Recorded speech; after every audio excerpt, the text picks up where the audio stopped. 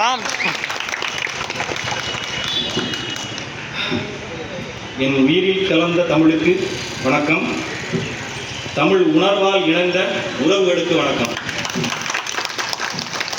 நாம் தமிழர் இந்த வார்த்தையை கேட்டவுடனே இன்னைக்கு சமூக வலைதளங்களையும் சரி நம்ம மக்களும் சரி கேட்குற விஷயம் என்னென்னா, தமிழர்னா யார்? நாம் தமிழரில் இருக்கிறவங்க தான் தமிழர்களா? எப்போ நாங்கள்லாம் தமிழர்கள் இல்லையா? இல்லை சுத்த தமிழ் பேசுகிறவங்க தான் தமிழர்களா? யார் தமிழர்கள்? இதை தலைவர் சேகுவேரா அவர்களுடைய பாணியில் உங்களுக்கு நான் சொல்லணும்னு நினைக்கிறேன். தலைவர் சேகுவேரா என்ன சொல்றாரு அப்படின்னா, உலகின் ஏதோ ஒரு மூலையில் எங்கோ ஒருவனுக்கு ஒரு அநீதி நடக்கும் போது உன் ரத்தம் திளைக்கிறது என்றால் நீயும் என் சகோதரனே, நீயும் போராளியே அப்படின்னு சொல்றாரு. அதே மாதிரி செந்தமிழ் நாடெனும் போதினிலே இன்பத் தேன் வந்து பாயுது காதினிலே, யாமறிந்த மொழிகளிலே தமிழ் மொழி போல் இனிதாவது எங்கும் காணோம். அதுபோல தமிழ்னு சொன்னா இனிக்குதா? தமிழுக்கு ஒரு பிரச்சனை, தமிழ் மாண்புக்கு ஒரு பிரச்சனை, தமிழ் மண்ணுக்கு ஒரு பிரச்சனைனா உன் ரத்தம் திளைக்குதா? நீ தமிழன். இல்ல தமிழ்னு சொன்னா தமிழ் தமிழ்னு வந்துட்டான் அப்படின்னு சொன்னா நீ தமிழ்நாட்டிலேயே பிறந்தாலும் தமிழ் ரத்தத்திலேயே பிறந்தாலும் தமிழன் இல்லை. நீ எப்படிப்பட்டவன்? அப்படி தமிழ்னு சொன்னா உனக்கு இப்படி சொரியுதா அப்படின்னா, பெற்ற தாயை ஒருவேளை சாப்பாடு போடாம விடுறான் தெரியுமா, அவனும் இந்த தமிழ்னு சொன்னா நான் வந்துட்டேன் அப்படின்னு சொன்னா தெரியுமா, அவனும் ஒண்ணு. அவனுக்கு தமிழ் ரத்தம் பாயல. ஸோ தமிழன்னா யாருன்னு உங்கள்கிட்ட யாராவது கேட்டா இதை சொல்லுங்க. ஏ தமிழ்னு சொன்னா உனக்கு ரத்தம் கிடைக்குதாடா, நீ தமிழன்டா. Okay done. இந்த தமிழ் தேசியம் அப்படிங்கிறத நான் பேசிட்டு இருக்கிறேன். கட்சி அரசியல் இதெல்லாம் ரெண்டாவது. ஓகேவா? இந்த தமிழ் தேசியத்துக்குள்ள நான் வரதுக்கு முக்கியமான காரணம் என் தலைவர் மேதகு பிரபாகரன். இன்னைக்கு சமூக வலைதளங்கள்ல என்ன அடிக்காத அடியே கிடையாது, பயங்கரமா அடிக்கிறாங்க. இப்ப கூட நிறைய பேர் கேட்கறாங்க, ஏன்னா இவ்வளவு அடிச்சு நீ பேசுறியடா அப்படின்னு. வீழ்ந்து விடாத வீரம், மண்டியிடாத மானம் என் தலைவர் பிரபாகரன் எனக்கு கற்றுக் கொடுத்தது. அவ்வளவு பிரச்சனைகளையும் உங்க பிள்ளைகளை காப்பாத்திக்கோங்க, உங்களுக்கு நல்ல சலுகைகள் பண்ணி தரோம், நீங்க கொஞ்சம் அட்ஜஸ்ட் பண்ணா போதுன்னு சொன்ன போது என் தமிழ் தேசத்தை தவிர எனக்கு வேற எந்த இதுவும் வேண்டாம்னு, அதான் வீழ்ந்து விடாத வீரம், மண்டியிடாத மானம் கொண்ட கைவென்றிருந்து வளர்ந்த பிள்ளை நான். நீங்க என்ன அடி அடிச்சாலும் பேச பேச இன்னும் தமிழ் தேசியம் பேசிக்கிட்டே தான் இருக்கணும், தவிர விட்டு போக மாட்டோம். ஒண்ணு, இன்னைக்கு இந்த நாம் தமிழர் வந்தா என்ன செய்யும் அப்படின்னா, முதல்ல அவங்க சொல்லியிருக்கிறது பூரண மதுவிலக்கு, எல்லா டாஸ்மார்க்கும் மூடிடுவோம் அப்படின்னு சொல்லியிருக்காங்க. ஒருவேளை உங்களுக்கு சந்தேகம் இருந்தா, நாம் தமிழர் கட்சி ஆட்சிக்கு நீங்க கொடுத்து அவங்க மது கடைகளை மூடாட்டா தனி மனிதனா சாகும் வரை நான் உண்ணாவிரதம் இருப்பேன். விளையாட்டு இல்லை, நான் ஒரு விஷயம் சொல்றேன்னா கண்டிப்பா அதே மாதிரி இருப்பேன். இன்னைக்கு ஸ்கூல்ஸை பத்தி சொல்றாங்க, சொல்லும்போது எங்களுக்கு புரிய மாட்டேங்குது. அதாவது நம்ம மக்களுக்கு ஒரு விஷயத்த சாதாரணமா சொல்லிட்டு போனாலோ இல்ல தமிழ்ல சொன்னாலும் புரிய மாட்டேங்குது. அண்ணன் கூட ஒரு இதுல சொல்லியிருப்பாங்க, தமிழுடைய சிறந்த பண்பு எதுன்னு கேட்டா அறம் அப்படின்னு சொல்லியிருப்பாங்க. அறம்னா என்னதே நிறைய பேருக்கு தெரியல. அறம்னா என்னன்னா அந்த ஒரு வார்த்தையில நிறைய விஷயங்கள் அடங்குது. நேர்மையா இருக்கிறது, ஒழுக்கமா இருக்கிறது, தன்னை மட்டும் யோசிக்காம பிற மனிதர்களையும் பிற உயிர்களையும் யோசிக்கிறது, இது எல்லாமே அறத்துல அடங்கும். ஆனா இன்னைக்கு நாம் தமிழர் உறவுகள் அப்படி இல்லை. நாம் தமிழர் உறவுகள் எல்லாம் தன்னை மீறி மற்ற உயிரினங்களை நேசிக்கிற ஒரு லெவலுக்கு வந்துட்டாங்க, அறத்தோட இருக்கிறாங்க. இதுதான் தமிழனுடைய பண்பு. ஆனா இன்னைக்கு எத்தனை பேர் இன்னைக்கு போயிட்டு இருக்காங்க, இல்ல எவனை பத்தி கண்டுக்க மாட்டாங்க, கீழே உழுந்தாலும் கண்டுக்கிறாங்க, கண்டுக்க மாட்டாங்க. எவனையும் ஆத்திக்கிட்டு இருக்கிறான். அவன் நல்ல ஒரு என்ன நம்ம ஸ்கூல்ஸ் தரம் உயர்த்தப்படும் சொன்னா என்னத்தை தரம் உயர்த்துவாங்க? இல்லை நல்லா தானே இருக்குது, தவறு. அந்த விஷயத்தை தெளிவுபடுத்திக்கிறேன். தனியார் ஸ்கூல்ஸ், கவர்மெண்ட் ஸ்கூல்ஸ், இன்னைக்கு தனியார் ஸ்கூல்ஸ்ல என்ன பெஸ்டா இருக்குது, கவர்மெண்ட் ஸ்கூல்ல என்ன இல்லை அப்படின்னா தெளிவா சொல்லிடலாம். மேனர்ஸ், ஒழுக்கம், பிள்ளைகளுடைய நடத்தை. தனியார் ஸ்கூல்ல பிள்ளைகள் நடக்கிற நடத்தைக்கும் கவர்மெண்ட் ஸ்கூல்ல நடக்கிற பிள்ளைகளுடைய நடத்தைக்கும் வித்தியாசம் இருக்கானா? இருக்குது. கவர்மெண்ட் ஸ்கூல்ல டிசிப்ளின் அப்படிங்கிறது கற்றுக் கொடுக்கப்படுதானா? இல்ல, ஸ்டாப் பண்ணப்பட்டுருச்சு. ஆக்சுவலா இது எல்லாமே திட்டமிட்ட விஷயம் நான் நினைக்கிறேன். நீங்க எப்படி நினைக்கிறீங்கன்னு தெரியல. இது வந்து கண்டுக்காம அப்படியே போயிட்டு இருக்கிறோம் நம்ம. ஆனா இதெல்லாம் திட்டமிட்ட விஷயம். எப்போ நம்ம வந்து கவர்மெண்ட் ஸ்கூல்ல டீச்சர்ஸ் கம்ப வாங்கினோமோ அப்பவுமே பிள்ளைகளை கண்டிச்சு வளர்க்குற விஷயம் தடைபட்டுருச்சு. இன்னைக்கு ஒருத்தன் ஒழுக்கம் இல்லாம நடந்தான் அப்படின்னா அந்த பையனை டீச்சர்ஸ் கண்டிக்க முடியல. என்கிட்ட நானே நிறைய டீச்சர்ஸ் பேசுறேன், கவர்மெண்ட் டீச்சர்ஸ். அவங்க சொல்றது என்னன்னா, அந்த பையன் தவறு செஞ்சான், ஒழுக்கம் இல்லாம நடந்தான்னா நாங்க அதை ஏதாவது சொன்னா முதல்ல ஆக்ஷன் எடுக்கிறது யார் மேலன்னா எங்க மேல. இது எதனால அப்படின்னு கேட்டீங்கன்னா, ஒழுக்கமா இருக்கிறவன் சிந்திப்பான், ஒழுக்கம் இல்லாமல் இருக்கிறவன் தாறுமாறா இருப்பான். நீ சிந்திக்க ஆரம்பிச்சனா நாளைக்கு நல்ல சமுதாயத்தை உருவாக்கணும்னு நினைப்ப. சேம் தமிழனுடைய அறம் உனக்குள்ள வந்து இறங்கும். நீ சிந்திக்கலன்னா நீ பைசா கொடுத்தா ஓட்டு போட்டு போயிட்டே இருப்ப. ஸோ உருவாக்கப்படுகிறார்கள். அந்த பிராய்லர் போலீஸ் மாதிரி என்ன சொன்னாலும் நாளைக்கு தலைவட்டத்தை கொண்டு போய் கொடுப்பாங்கல்ல, அந்த மாதிரி உருவாக்கப்பட்டு இருக்காங்க. இதைத்தான் நாம் தமிழர் கட்சி மாற்ற போகுது. Okay, discipline first. நாம் தமிழர் கட்சி இந்த ஸ்கூல்ஸ்ல கொண்டு வர போற தரம் உயர்த்துதல் அப்படிங்கிறது டிசிப்ளின். கரெக்டா மேடம்? டிசிப்ளின், குழந்தைகளுக்கு டிசிப்ளின் கற்றுக் கொடுக்கப்படும். அதுக்கு பிறகுதான் எல்லாம். அந்த டிசிப்ளின் ஒன்று வந்துட்டாலே நாளைய சமுதாயம் நல்லா இருக்கும், சிந்திக்கும். சரிதானா? ஆன்சி சோபாக்கா ஆகச்சிறந்த ஆளுமை. அதே மாதிரி என்னுடைய சகோதரி வந்து மரிய ஜெனிஃபர் அக்கா ஆகச்சிறந்த ஆளுமை. ஆளுமை அப்படின்னா என்ன அப்படின்னா ஆட்டையை போடுறது இல்லை. இங்க ஆளுமைனாலே ஆட்டையை போடுறது தான். இங்க பாத்தீங்கன்னா சின்ன ஒரு ஊராட்சி மன்ற தலைவர்ல இருந்து மேல இருக்கிறவங்க வரைக்கும் முதல்வன் படம் நம்ம பார்த்து பல வருஷம் ஆச்சு. ஆனா இன்னைக்கு நம்ம கேள்வி கேட்கல, நம்மளை தவிர வேற எவனும் கேள்வி கேட்கல. அப்படியே பார்த்து போயிட்டே தான் இருக்கிறான். அவன் அதில் கேட்குறான் அந்த முதலமைச்சர்கிட்ட, உங்களுடைய சம்பளம் எவ்வளவு? 50,000 ரூபா தான். உங்களுக்கு எப்படி இத்தனை கோடி ரூபாய் சொத்து வந்துச்சு? நாக்கப்படுங்க மாதிரி கேள்வி கேட்குறோம், பதில் கேட்கல. ஆனால் இன்னைக்கு அது தொடர்ச்சியாக நடந்துகிட்டு இருக்கிற ஒரு ஊராட்சி மன்ற தலைவர்ல இருந்து நாம் தமிழர் கட்சி ஆட்சிக்கு வந்தா இந்த ஆளுமையெல்லாம் வந்து எத்தனையோ கோடி ரூபாய் விட்டுட்டு தான் வந்து உட்கார்ந்துருக்காங்க. இவங்க என்னன்னா இருக்கிற கையில் உள்ள காசை கொடுத்து மக்களுக்கு நல்லது செஞ்சுட்டு இருக்காங்க. எதுக்கு? ஆட்சிக்கு வந்து கொள்ளையடிக்கிறான்னா தேவையில்லை, அவங்களுக்கு அது தேவையில்லை. தமிழனுடைய அறம் அதை கற்றுக் கொடுக்கல.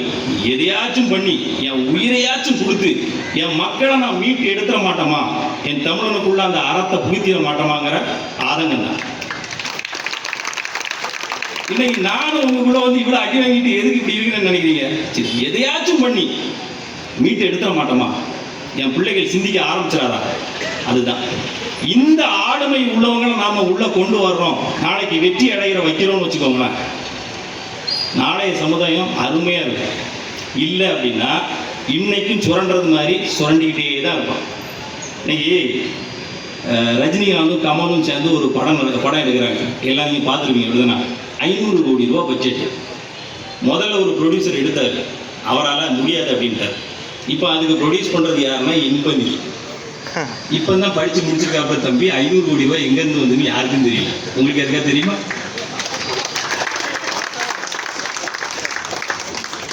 புரியுதா?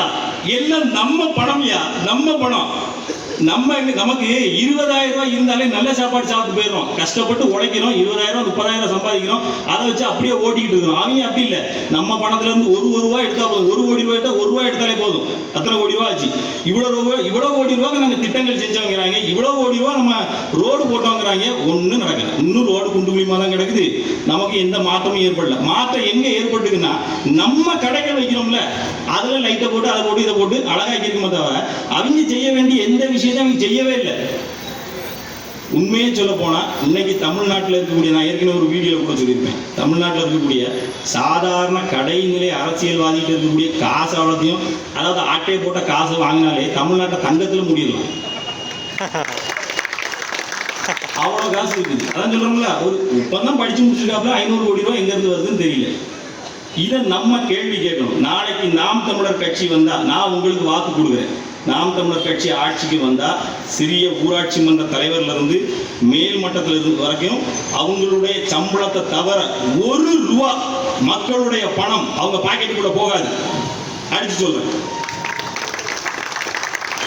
வாக்கு கொடுக்கலாம்ல? ஓகே, நான் இருக்கிறேன். நான் ஒரு அடிப்படை உறுப்பினர் இது கூட கிடையாதுங்க. நான் தனி மனிதனாக தாங்க நிற்கிறேன். நாளைக்கு இதில் ஏதாவது இருந்தால் கூட நான் நின்று கேட்பேன். ஆனால் கேட்க வேண்டிய நிலைமை வராது. ஏன்னா ஒரு மனிதன் எப்படி நடக்கிறான் அப்படிங்கிறத வச்சு தான், முதல்ல வர்றதை வச்சு நம்ம சப்போர்ட் பண்ண, எடுத்த உடனே நாம் தமிழர் கட்சிக்கு சப்போர்ட் பண்ணமானே இல்லை. ஒரு மனிதன் நடக்கிறத வச்சு தான் அவனுக்கு சப்போர்ட். நீ எப்படி நடக்கிறத வச்சு தானே நல்லவனா கெட்டவனான்னு சொல்லுவாங்க. கரெக்ட் தானே? எப்படி நடக்கிறத வச்சு தான். இப்போ ஒரு மனுஷன் வர்றான், தலைவர் பிரபாகரன் அப்படிங்கிற ஒரு பெயரால் வர்றான், வந்து கொஞ்சம் கொஞ்சமாக உழைக்கிறான். அதுக்கப்புறம் எடுத்த உடனே அண்ணன் சீமானுக்கு இந்த சப்போர்ட்டா இல்லை இதில் பேசுகிறவங்களுக்கு இந்த சப்போர்ட்டா அப்படின்னு கேட்டால் சத்தியமா இல்லை. யாருக்கு அந்த சப்போர்ட்டை நான் கொடுத்தே ஆகணும் அப்படின்னு நினச்சேன்னா, அன்னைக்கு என் தலைவன் அங்கே போராடும் போது அவருக்காக ரத்தம் சிந்த என்னால் முடியல. ரத்தம் சிந்தனுங்கிறது என்னுடைய ஆசை, ஆதங்கம், ஆனால் முடியல. ஆனால் இன்னைக்கு அவருடைய படையை நான் கண்ணு முன்னாடி பார்க்குறேன். சீரியஸா அவருடைய படையை பார்க்குறேன். ஏன் அவருடைய படையை பார்க்குறேன்னா, அந்த ஒழுக்கம், அந்த கட்டுக்கோப்பு, அவங்களுக்குள்ள இருக்கக்கூடிய அந்த அந்த ஸ்பிரிட், அதை நான் பார்க்குறேன். அந்த படைக்கு தான் ராஜாபாரனுடைய சப்போர்ட். இந்த படையில நான் ஒரு சோல்ஜரா இருக்கிறதுல பெருமைப்படுறேன். கடைசி வரை இதுக்கு நின்று போராடுறதுக்கு தயாரா இருக்கிறேன். இதோட முக்கியமான விஷயம், இங்க எல்லாரும் உணர்வால் இணைந்த கூட்டம். முறையே சொல்லிட்டேன். நீங்க மற்றவங்கள்ட்ட போய் உங்க கொள்கைகள் எல்லாம் சொல்லிக்கிட்டு இருக்க வேண்டிய அவசியம் இல்லை. உங்களுடைய உணர்வுகளை விதைங்க. உங்களுடைய உணர்வுகளை விதைங்க. உனக்குள்ள உள்ள தமிழ் உணர்வை அது அது எப்படி சொல்றது, அந்த உணர்வை நம்ம எப்படி வெளிப்படுத்துவோம்? என் தமிழ் அப்படிங்கிற உணர்வை நம்ம எப்படி வெளிப்படுத்துவோம்? அந்த உணர்வால தான் அன்னைக்கு அங்கே 5 லட்சம் பேர் கூடினாங்க. யாருமே எதிர்பார்க்கல. எல்லாரும் என்ன சொல்லிட்டு இருந்தாங்க, என்ன 1% ஓட்டு வாங்குவீங்களா, நாங்க எங்க புதுசா ஆரம்பிச்சு எங்க போயிட்டு இருக்கிறோம் பாத்தீங்க இல்ல அப்படின்னு. சமூக வலைதளங்கள்லயும் எல்லாரும் அப்படிதான், அவ்வளோலாம் ஒன்று வந்துக்கிடாது, இனி அது அவ்வளோதான் அப்படி இப்படின்னு. ஆனால் உண்மையான விஷயம் என்னன்னா, தமிழ் தாய் வந்து இந்த தடவை முடிவு பண்ணிட்டார், என் பிள்ளைகள் மூலமா நான் இந்த தடவை உயிர் தெழுந்தே ஆகணும். அவ கொடுத்த ஸ்பிரிட்ல தான் 5 லட்சம் பேரு. சும்மா ஒன்றும் இல்லை, எல்லாரும் அவன் காசை போட்டு நான் முன்னாடி போறதானே, எவ்வளவு வண்டிகள் போகுது, அது எவ்வளவு ஒழுக்கம். 5 லட்சம் பேர் வந்து ஒரு சேர் உடையலையா, ஒரு சேர் உடையலையா. இதுதான் தமிழனுடைய பவர், இதுதான் பிரபாகரனுடைய படை. நீங்க செய்ய வேண்டியது இதே மாதிரி உங்களுடைய உணர்வு. ஏன்னா ஒரு மனுஷன் தானே வந்தாங்க, 5 லட்சம் பேர் இப்ப எப்படி வந்தாங்க? அவர் விதைச்ச விதை, அந்த உணர்வு தனக்குள்ள இருந்து வெளியான அந்த உணர்வை நீங்க ஒவ்வொருத்தருக்குள்ளே வரீங்க. உங்க எல்லாருக்குள்ளே அந்த கிளர்ச்சி இருக்கு, அதை வெளிக்கொண்டு வர்றதுக்கு தயங்காதீங்க. நான் லாஸ்டா ஒரு வீடியோல கூட பார்த்துருப்பீங்க, நான் நாம் தமிழர் அந்த முழக்கத்தை முழங்கியிருப்பேன். தயங்காதீங்க. ஒரு இடத்துல நாம் தமிழர் இல்ல தமிழுக்கான ஒரு ஒலி உண்டாகுது அப்படின்னா, உங்க வாய் எதுவுமே மூடி இருக்க கூடாது, உங்க கைகள் எதுவுமே கீழே இருக்கக்கூடாது. அந்த இடத்துல முழக்கம் கேட்கணும். அப்பதான் நம்ம தமிழ் மறுபடியும் புத்துயிர் பெற்று வருவா. ஓகே, இந்த தடவை இவ்வளவு பர்சன்டேஜ் ஓட்டு எடுக்க போறோமா, இல்ல ஜெயிப்போமா மாட்டோமா, சந்தேகமே வேண்டாம். அதுக்கு தான் உங்களுக்கு காட்டியிருக்க 5 லட்சம் பேரை கொண்டு வரணும். இந்த தடவை நம்ம ஜெயிச்சே ஆகும். ஆன்சியக்கா இந்த தொகுதியில அவங்க எம்எல்ஏவா இருக்கணும், இருந்தே ஆகணும். அதே மாதிரி மரிய திரிபுரக்கா கன்னியாகுமரி தொகுதியில் அவங்க வெற்றி பெற்றே ஆகணும். நான் ஆல்ரெடி அவங்கள்ட்ட சொல்லியிருக்கேன், மிராக்கிள்ஸ் ஹேப்பன் அப்படின்னு. நீங்க அதாவது இந்த மீட்டிங்க்கு போறதுக்கு முன்னாடியே நான் சொல்லிட்டேன், நீங்க நினைக்கிறத விட ஒரு அதிசயம் நடக்கும். எனக்கு அது தோணுது. ஏன் நான் அப்படி சொல்றேன்னா, நான் சமூக வலைதளத்தை பார்த்துட்டு இருக்கிறேன். இதுவரைக்கும் இல்லாத அளவுக்கு சமூக வலைதளத்தில் எல்லாரும் ஓப்பன் அப் ஆக ஆரம்பிச்சிட்டாங்க, தமிழ் மொழிக்காகவும் இதே கட்சிக்காகவும். இது நாள் வரைக்கும் எல்லாரும் பயந்து இருந்தாங்க. இப்போ எதுக்காக கிளர்ந்து எழுதுறாங்க? ஆனா இப்போ எல்லாரும் சொல்றாங்க 1% ஓட்டு வருமானு. ஆனா இப்போ தான் எல்லாரும் கிளர்ந்து எழுதுறாங்க. அப்ப என்ன விஷயம் நடந்துட்டு இருக்குது நமக்கே தெரியாம வெளியே வந்துகிட்டு இருக்குது. இவங்க பயந்து பொய் சொல்லிட்டு இருக்காங்க, பொய்யாங்கடி. புரியுதா? இந்த தடவை நம்ம வெற்றி அடைஞ்சே ஆகும். அந்த அதிசயம் நடந்தே ஆகும். தமிழனே நமக்கு கொடுத்தே ஆகும். அந்த நம்பிக்கையோட எல்லாரும் உங்களுடைய உணர்வுகளை விதைக்க தயாராகுங்க. இன்னொன்று, நம்ம கப்பியறை பேரூராட்சி தானே, கப்பியறை பேரூராட்சியை பற்றி நம்ம கேள்விப்பட்டிருக்கோம். நான் முத அவங்க அப்படி தான் பார்த்தேன். யூடியூப்ல வந்து செய்தியில் பார்க்கும்போது தான் தெரியுது, எப்படி நாம் தமிழர் கட்சியிலேருந்து ஒருத்தங்க கவுன்சிலராக வந்து இவ்வளவு காசு செலவு பண்ணி ஒரு இப்போ மூட போகிறோம் அப்படிங்கிற நிலைமையில இருந்த ஒரு பள்ளிக்கூடத்தை தரம் உயர்த்தி ISO தரத்துக்கு உயர்த்தி இன்னைக்கு அதை மேல் கொண்டு வந்திருக்காங்க. அப்படின்னா இத்தனோடு சின்ன பதவியில இருந்து இவ்வளவு பெரிய விஷயங்களை செஞ்சு ஒரு மதுக்கடையை போராடி மூட வச்ச இவங்களால இதுக்கு எம்எல்ஏ வந்த எவ்வளவு பெரிய விஷயங்களை சாதிக்க முடியுங்கிறத இங்க இருக்கிற எல்லா மக்களும் உணர்ந்துக்கோங்க. நீ 5000 வாங்கிக்கோ 1000 வாங்கிக்கோ பாக்கெட்ல போட்டுக்கோ, ஒரு பிரச்சனையும் இல்லை. ஆனா ஓட்டை மட்டும் இங்க போட்டு ஓகேவா? நம்மள்ட்ட இருந்து சுரண்ட பணத்தை தான் கொஞ்சோண்டு எலும்பு துண்டு போடுற மாதிரி போடுறாங்க. சரி, இந்த விஷயத்த கரெக்டாக உண்மையாக சொல்லிடுறேன். என்ன அப்படின்னா, என்கிட்ட நிறைய பேர் சொல்ற விஷயம் என்னன்னா, ஏன்னா உனக்கு உடம்பு வளர்ந்த அளவுக்கு அறிவே வளரலடா, நாம் தமிழருக்கு போய் சப்போர்ட் பண்றீடா அப்படின்னு சொல்றாங்க. ஓகே, இந்த உடம்புக்கு வந்து ஒரு நாளைக்கு 1/2 கிலோ சிக்கன் சாப்பிடணும், ஒரு நாளைக்கு 20 முட்டை திங்கணும். முட்டை விலை தங்கத்தை விட அதிகமாக போயிட்டு இருக்கு. கோழி விலை அதுக்கு மேலே 195 ரூபா கிலோ எங்கேயோ போய் நிற்கிது. நாம வாங்க சம்பளத்துக்கு இனி பாடி பிடிக்கலாம் பண்ண முடியாது, நம்மளும் நோஞ்சிருவோம் தான் ஒரு எண்ணம் வருது. இங்கே நமக்கு 15 ரூபாய்க்கு என்னது பஸ் வந்து இலவசம். வேற என்ன இலவசம்? வேற என்ன இலவசமாக கொடுக்குறாங்க? இந்த 1000 ரூபாய் ரேஷன் கடை அரிசி 1000 ரூபாய் கொடுத்தாச்சு, அரிசி கொடுத்தாச்சு. மற்ற எல்லாத்துலேயும் டபுள் மடங்கு ரேட்டை தூக்கிடாம. அப்போ நாளைக்கு இந்த அரிசிக்கும் இந்த போகிற 15 ரூபாய்க்கும் வந்து கொடுத்துட்டு மற்ற எல்லாத்துக்கும் நம்ம கையேந்தி நிற்போமா? இங்கே உள்ள நிறைய சின்ன பசங்களுக்கு, அதாவது இளம் வயசு சகோதரன் அன்னைக்கு ஒரு வீடியோவில் சொல்கிறான், 1000 ரூபா வந்து அவங்க அதுலேயே அரிசி பருப்பு வாங்கிடுவாங்க, எல்லாம் வாங்கிடுவாங்க. அவங்கள்ட்ட ஒரு விஷயம் கேட்குறேன், நீங்கள் 4 பேர் சேர்ந்து அவுட்டிங் போய் ரெஸ்டாரண்ட்டில் சாப்பிட்டாலே 2000 ரூபா வந்துடும். ஆனால் 1000 ரூபா வச்சு அவங்க அரிசி பருப்பு வாங்க நல்லா இருப்பாங்க. அப்போ நீ மட்டும் ரெஸ்டாரண்ட் போய் 2000 ரூபாய்க்கு சாப்பிடுவோம், அவன் மட்டும் பிச்சைக்கார மாதிரி 1000 ரூபா வாங்கி அரிசி பருப்பு வாங்கி சாப்பிட்டு இருக்கணுமா? அப்போ இதுலேயே யோசிச்சுக்கோ, நம்ம மக்கள் பிச்சைக்காரனாக இருக்கிறதுக்கு தான் அந்த அரசு விரும்புது. இந்த அரசு மட்டும் இல்லை, நாம் தமிழரை தவிர மற்ற எல்லாரால தான் விரும்புகிறாங்க. ஏன்னா நீ பிச்சைக்காரனா இருந்தாதான் கடைசி வரைக்கும் கையேந்துவேன். இல்லைன்னு வச்சுக்க, சிந்திச்சு அடுத்தது எவன் பெஸ்ட்டாக இருக்கானோ அவனுக்கு ஓட்டு போடுவோம். இல்லைன்னா எவன் இலவசம் தரான். ஐயா, இந்த மேட் மேக்ஸ்ன்னு சொல்லி ஒரு படம் போய் பாருங்க. இந்த தண்ணிக்காக ஒருத்தன் என்ன சொன்னாலும் அதை செய்வாங்க. அந்த காலத்தில் தண்ணி எல்லாம் போயிருது, தண்ணிக்காக என்ன சொன்னாலும் செய்வாங்க. அந்த மாதிரி நாளைக்கு உங்களுக்கு 1000 ரூபா தரேன், 2000 ரூபா கூட்டி தரேன்னா, நம்ம இந்த நிலைமை இப்படி போச்சுன்னு வச்சுக்கோங்க, 195 ரூபா கோடி வேலை போச்சுன்னா பிச்சை எடுக்கிற நிலைமை தான் இருக்கும். வேற என்ன இருக்கும்? எனக்கு தெரிஞ்ச அறிவு என்னன்னா, பசிச்சா சோத்தை தான் சாப்பிடணும். அந்த பசங்களுக்கு சொல்லுது, பசிச்சா சோத்தை சாப்பிடணுங்கிறதா தான் எனக்கு அறிவு இருக்குது. உடம்பு வளர்ந்தவருக்கு அறிவு இல்லைன்னு சொல்றீங்களா? பசிச்சா சோத்தை சாப்பிடணுங்கிற அறிவு தான் இருக்குது. உங்களுக்கு என்ன, கம்ப்யூட்டரில் தட்டி ஆப்பிள் அப்படின்னு போட்டால் ஆப்பிள் வந்துடும், சாப்பிட்டு போயிருவீங்க. நமக்கு அப்படி இல்லை, கறி வாங்கணும், முட்டை வாங்கணும், சமைக்கணும், சாப்பிடணும். ஆனால் இதெல்லாம் எப்படி அமையும்? நாளைக்கு வேளாண் தொழில்கள் முட்டை உற்பத்தி அதிகப்படுத்தினா முட்டை விலை கம்மியாகும், கோழி உற்பத்தி அதிகப்படுத்தினா கோழி விலை கம்மியாகும், அரிசி உற்பத்தி அதிகப்படுத்தினா கம்மியாகும். இது எல்லாத்தையும் அதிகப்படுத்துறதுக்கான வளம் தமிழ்நாட்டில் இருக்கானா? இருக்குதுன்னா முட்டா பயிர்களான்னு சொல்ல தோணுது. அதை வளர்க்குற, இருக்கிற வளத்தை வளர்க்குறத விட்டுட்டு இல்லாததை கொண்டு வந்து இருக்கிறத அடிக்கிறாங்க. எதுக்கு? நீ பிச்சைக்காரனா இருக்கணுங்கிறது. இதை நாம உணர்ந்தோம்னாலே, நாளைக்கு சாப்பாடு நமக்கு முக்கியங்கிறத நீங்க உணர்ந்தாலே நாம் தமிழருக்கு தன்னால ஓட்ட போட்டுருவீங்க. சரிதானா? சரி, ஓகே, நிறைய டைம் போயிட்டு இருக்குது, நிறைய பேர் பேச வேண்டியிருக்குது.